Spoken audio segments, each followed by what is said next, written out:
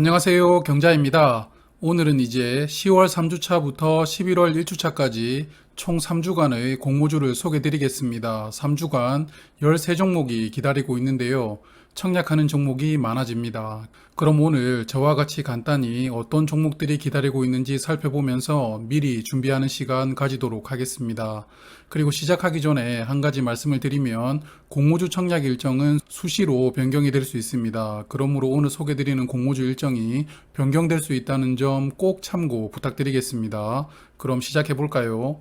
먼저 10월 3주차입니다. 10월 18일부터인데요. 청약 일정이 특이합니다. 4종목이 청약하는데 모두 하루 차이로 청약이 진행됩니다.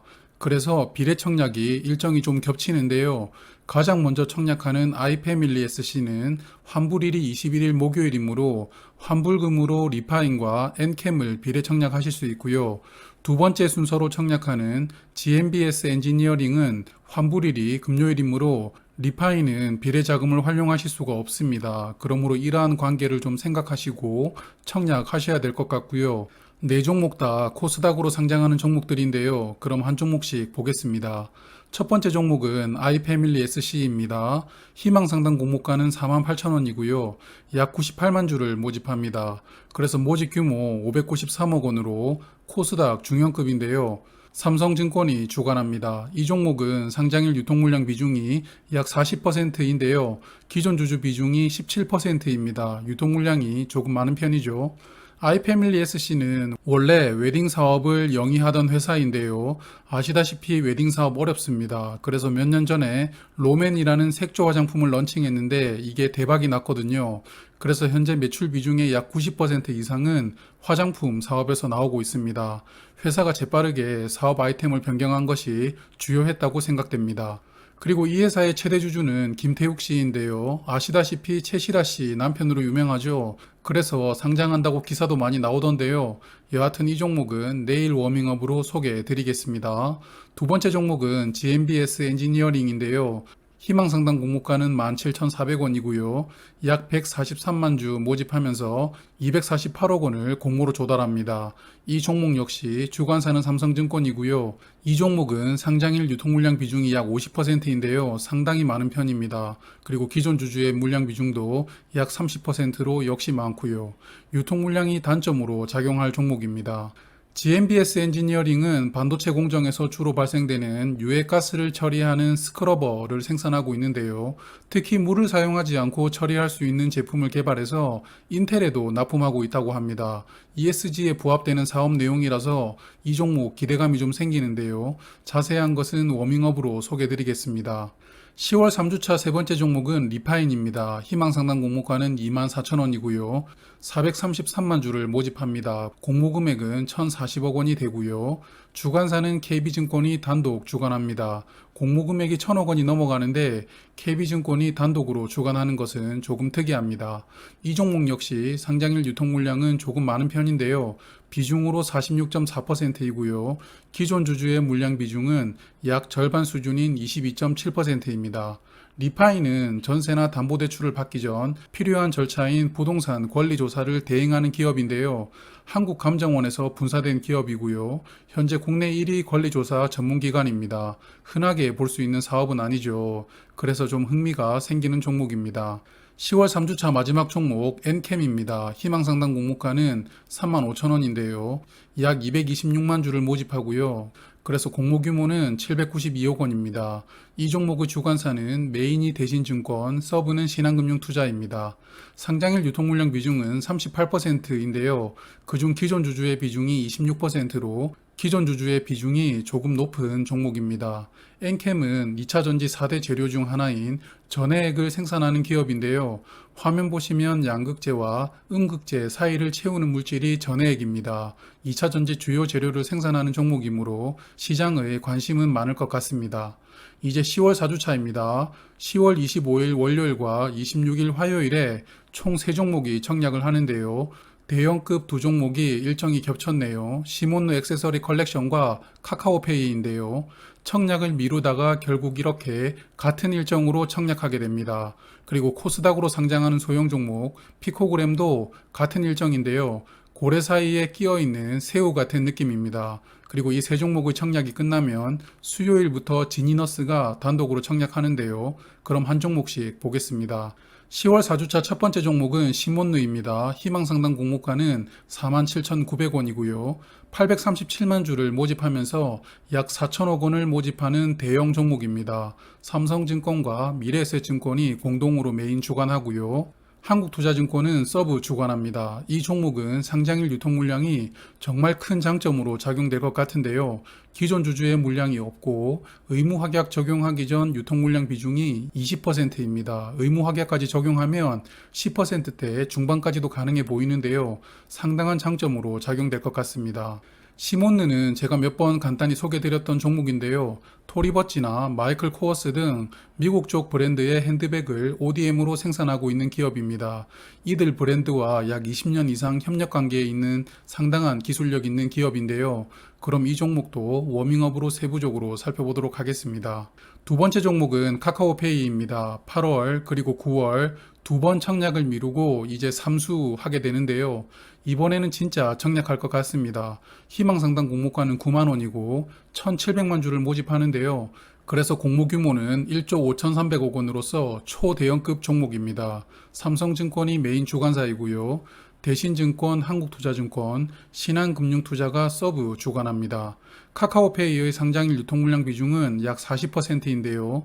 기존 주주 물량 비중이 28.5%로 상당히 많은 편입니다. 유통물량은 좋지 않습니다. 카카오페이는 비례 청약이 없죠. 100% 균등 배정입니다. 그리고 지금 정치권에서 단단히 플랫폼을 규제하고 있죠. 그 결과로 모회사 카카오가 약 20% 이상 주가가 하락했는데요.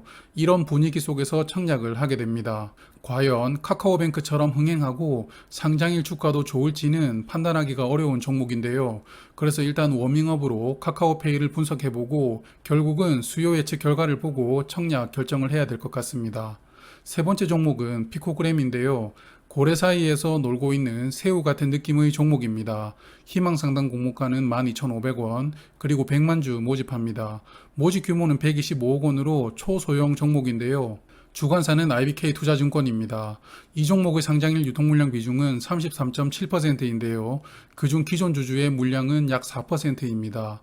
유통물량 비중으로만 보면 보통으로 보이지만 워낙 소형 종목이기 때문에 상장일 기대가 될 수 있습니다. 피코그램은 원래 정수기 필터 소재와 필터를 생산하는 기업이었는데요. 이번에 아예 정수기를 만들어 버렸습니다. 렌탈은 하지 않고요. 구입 방식으로만 판매하고 있다는데요. 여하튼 고래 사이에서 빛나는 새우가 될 수 있을지 한번 살펴보도록 하겠습니다. 10월 4주차 마지막 종목은 지니너스입니다. 희망상당 공모가는 32,200원이고요. 200만 주 모집하면서 644억 원을 공모로 조달합니다. 메인 주관사는 대신증권, 서브는 NH투자증권이고요. 이 종목의 상장일 유통물량 비중은 31.7%입니다. 기존 주주 비중이 13.7% 포함되어 있고요. 유통물량은 보통 수준이라고 생각됩니다. 지니너스는 바이오 종목인데요. 삼성 서울병원과 연계된 기업입니다. 주로 암 유전체를 포함해서 여러 가지 질병을 분석하고 있는 기업이라고 하는데요. 증권 신고서를 정독해봐야 어느 정도 기업에 대한 감이 올 것 같습니다. 그래서 제가 먼저 감을 잡고 워밍업으로 소개해 드리도록 할게요. 이제 오늘 마지막으로 소개드리는 11월 1주차인데요. 5종목 청약 대기하고 있고요. DOU부터 지오 엘리먼트까지 4종목의 청약 일정이 중복되어 있습니다. 그리고 이 4종목의 청약이 끝나면 또 다른 대형 종목 하나 등장하는데요. SM 상선입니다. 그럼 한 종목씩 볼게요. 첫 번째 종목 DOU의 희망상당 공모가는 24,000원, 그리고 330만 주를 모집하는데요. 그래서 공모 금액은 792억 원이 되고요. 한국투자증권이 주관합니다. 상장일 유통물량 비중은 25.7%인데요. 상당히 적은 수준입니다. 하지만 기존 주주 물량이 약 11.7% 포함되어 있으므로 공모 수량 자체가 적은 종목이라는 것을 알 수 있습니다. DOU는 SM 엔터테인먼트의 자회사인데요. 주로 SM 소속 가수들을 대상으로 팬 메신저 플랫폼인 버블을 운영하고 있는데요. 팬들과 아티스트를 연결하고 팬끼리도 커뮤니티가 만들어지는 플랫폼을 서비스하고 있습니다. 모회사가 SM이므로 이 종목 관심 있는 분들 많을 것 같네요. 두 번째 종목은 비트나인입니다. 10월에서 11월로 청약을 연기한 종목인데요. 상단 공모가는 9,700원이고요. 207만 주 모집합니다. 공모 규모는 201억 원으로서 코스닥 소형 종목이고요. 하나금융투자가 단독 주관합니다. 상장일 유통 물량은 약 42%인데요. 조금 많은 편이죠. 그중 절반 수준인 약 22%가 기존 주주 물량입니다. 비트나인은 국내 유일 그래프 데이터베이스 전문 기업이라고 하는데요. 불행하게도 아직까지 제가 증권신고서를 제대로 읽지 않았습니다. 그리고 홈페이지만 보아서는 무슨 사업인지 이해가 힘들더라고요. 그래서 청약일이 다가오면 워밍업으로 분석해보고 말씀드리도록 하겠습니다. 세 번째 종목은 ITI즈입니다. 공모가는 14,300원, 그리고 약 178만 주 모집하면서 254억 원의 공모 자금을 조달하는데요. 신한금융투자가 단독 주관합니다. 이 종목은 상장일 유통 물량이 상당히 좋은데요. 기존 주주 물량이 없고요. 유통 가능 주식수가 142만 주로 24.8%입니다. 의무 확약이 어느 정도만 나오면 20%대 초반까지도 유통 물량 비중은 내려갈 수 있다고 생각됩니다. ITI즈는 주로 신용평가 시스템을 포함해서 금융기관 관련해서 여러 가지 핀테크 솔루션을 서비스하는 기업입니다. 서비스하는 솔루션의 범위가 상당히 넓었는데요. 그리고 핀테크 관련 사업을 하는 종목에다가 상장일 유통 물량도 좋으므로 이 종목도 인기가 높지 않을까 생각됩니다. 네 번째 종목은 지오엘리먼트입니다. 역시 10월에서 11월로 청약 연기한 종목이죠. 희망상당 공모가는 8,700원이고요. 약 155만 주 모집합니다. 모집 금액은 135억 원으로서 소형급 종목이고요. NH투자증권이 주관합니다. 지오엘리먼트도 상장일 유통 물량이 좋은데요. 전체 물량의 24%가 상장일에 유통됩니다. 그리고 기존 주주 물량 비중이 1.3%로 굉장히 적습니다. 이 종목에 대해서는 제가 워밍업으로 소개를 드렸죠. 벌써 보신 분들도 많으시죠? 그래서 아직 보시지 못한 분들은 제가 영상 마지막에 링크를 걸어 둘 테니까요. 여유 되신다면 한번 봐주시면 좋을 것 같습니다. 자, 오늘 소개드리는 마지막 종목 SM상선입니다. 코로나19로 해운업이 대박이 났다는 뉴스들 많이 보셨죠? 그런 타이밍에 상장하는 종목입니다. 희망상당 공모가는 25,000원이고요. 약 3,384만 주를 모집합니다. 그래서 공모 규모가 8,461억 원으로 초대형급 종목인데요. NH투자증권을 포함해서 5개 증권사가 주관합니다. 이 종목은 상장일 기존 주주 물량은 없는데요. 다만 구주 매출이 50%이고 공모 규모가 상당히 큰 편입니다. 공모만으로도 상장일 유통 물량이 약 40%가 되는데요. K카처럼 될지 현대중공업처럼 될지는 분석해보고 말씀드리겠습니다. SM상선의 메인 사업은 미주노선의 컨테이너 운송 사업이고요. 이외 경인터미널 운영하고 있습니다. 그리고 아파트를 시공하는 건설 사업 부문도 포함되어 있는데요. 이 종목도 초대형급 종목인 만큼 꼼꼼하게 살피고 소개드리겠습니다. 그래서 화면은 오늘 소개드린 종목들의 주관사를 표기해 두었는데요. 노란색 음영이 칠해진 종목들은 모집 금액이 1,000억 원 이상 종목들입니다. 대형급 종목이므로 이들 종목의 계좌를 먼저 준비해 두시는 게 좋아 보이고요.